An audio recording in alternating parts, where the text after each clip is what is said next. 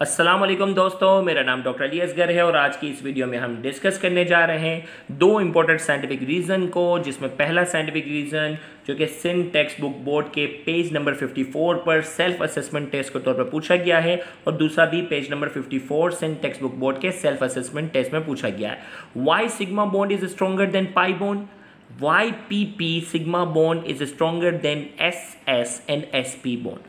तो आज की इस वीडियो में इन दो साइंटिफिक रीजन को डिस्कस करेंगे। एग्जाम में कई बार पूछे गए हैं। तो आज के इस लेक्चर को शुरू करने से पहले एज यूजुअल आपसे रिक्वेस्ट करेंगे कि अगर आपने अब तक हमारे इस चैनल को सब्सक्राइब नहीं किया जो कि सिंध बोर्ड टीचिंग के नाम से है, तो काइंडली आज ही आप हमारे इस चैनल को सब्सक्राइब करें और साथ ही साथ बेल आइकन को लाजमी क्लिक करें ताकि हमारी अपलोड करदा तमाम इंपॉर्टेंट वीडियोज़ की नोटिफिकेशन भी आपको रिसीव हो सके।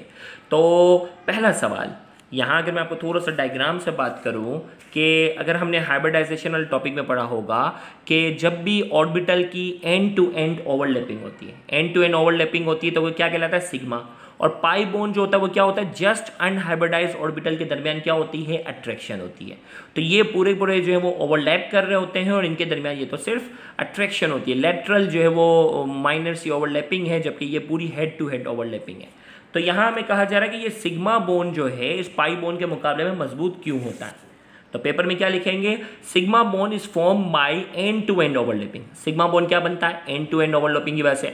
While pi bond are form by the side way overlapping. Side way overlapping यानी आपस में एक दूसरे के दरमियान अट्रैक्शन होती है। The sigma bond is stronger than pi bond as end to end overlapping is more effective as compare to side way overlapping. Sigma bond जो है वो पाई बॉन्ड के मुकाबले में इसलिए ज़्यादा, सिग्मा बॉन्ड जो है वो पाई बॉन्ड के मुकाबले में इसलिए ज़्यादा स्ट्रॉन्गर होता है क्योंकि एंड टू एंड ओवरलैपिंग जो होती है वो ज़्यादा अफेक्टिव होती है as compare to side way overlapping. मैंने आपको डायग्राम के मुताबिक बताया। इस वजह से सिग्मा बॉन्ड जो है वो पाई बॉन्ड के मुकाबले में क्या है? सिग्मा बॉन्ड जो है वो पाई बॉन्ड के मुकाबले में ज़्यादा स्ट्रॉन्ग है। दूसरा साइंटिफिक रीजन है कि PP, अब देखो PP sigma bond, SS sigma bond और SP सिग्मा बॉन्ड, ये सिग्मा बॉन्ड के तीन टाइप हैं कि इसमें PP ओवरलैप कर जाए या SS ओवरलैप करे या SP ओवरलैप करे। तो यहाँ हमें पूछा जा रहा है why PP sigma bond. PP sigma bond जो होता है वो SS सिग्मा बॉन्ड और SP सिग्मा बॉन्ड के मुकाबले में ज़्यादा स्ट्रॉन्गर क्यों होता है, तो हम उसकी भी बात करते हैं। देखें भाई, ये तीन टाइप, P ऑर्बिटल और P ऑर्बिटल आपस में ओवरलैप कर जाए तो उसमें अफेक्टिवनेस जो होती है वो सबसे ज़्यादा होती है। S क्योंकि स्फेरिकल है, देखो ये दोनों डम्बेल है, डम्बेल शेप होते हैं, ये अच्छे से ओवरलैप एक दूसरे को कर जाते हैं। जबकि एक S जो होता है ये स्फेरिकल है और P डम्बेल है, तो ये सही से ओवरलैप नहीं कर पाता, लेकिन ओवरलैप इसका फिर भी इफेक्टिव है। लेकिन दो SS होती है, उनकी ओवरलैपिंग जो होती है वो और ज़्यादा कमज़ोर होती है। तो लिहाजा सबसे मजबूत जो होती है वो PP ओवरलैपिंग होती है। SP ओवरलैपिंग इसके मुकाबले में थोड़ी सी कमज़ोर होती है और SS ओवरलैपिंग जो होती है वो और कमज़ोर होती है।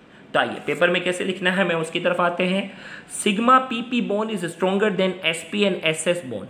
PP जो है वो स्ट्रॉन्गर है SP और SS के मुकाबले में, इज रिलेटिवली वीक। अब देखो SS और SP जो रिलेटिवली वीक हैं because due to the directional charge distribution and longer lobes PP linear overlapping is the most effective. अब भाई डायरेक्शनल चार्ज डिस्ट्रीब्यूशन का फर्क है और ये इसका जो लोब होता है PP लंबाई के एतबार से बड़ा होता है, उसकी ओवरलैपिंग क्या होती है?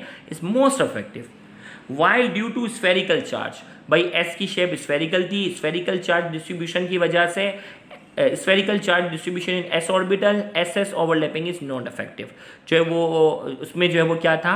P जो है वो लंबाई के एतबार से जो वो लॉन्गर था, तो इसकी चार्ज डिस्ट्रीब्यूशन भी जो थी वो ज़्यादा इफेक्टिव थी, ओवरलैपिंग भी अच्छी होती है। जबकि SS जो है उसकी जो स्फेरिकल चार्ज डिस्ट्रीब्यूशन होती है उसमें जो है वो उसकी ओवरलैपिंग भी अच्छी नहीं होती और लिहाजा ये इफेक्टिव भी नहीं है। तो यहाँ जाके ये दो इंपॉर्टेंट साइंटिफिक रीजन जो वो मुकम्मल हुए, ये भी पेपर में बहुत ज़्यादा पूछे गए हैं। पहली फुर्सत में इसकी तैयारी कर लें। इंशाल्लाह नेक्स्ट लेक्चर में नए टॉपिक को डिस्कस करेंगे। Thank you very much. अल्लाह हाफिज़।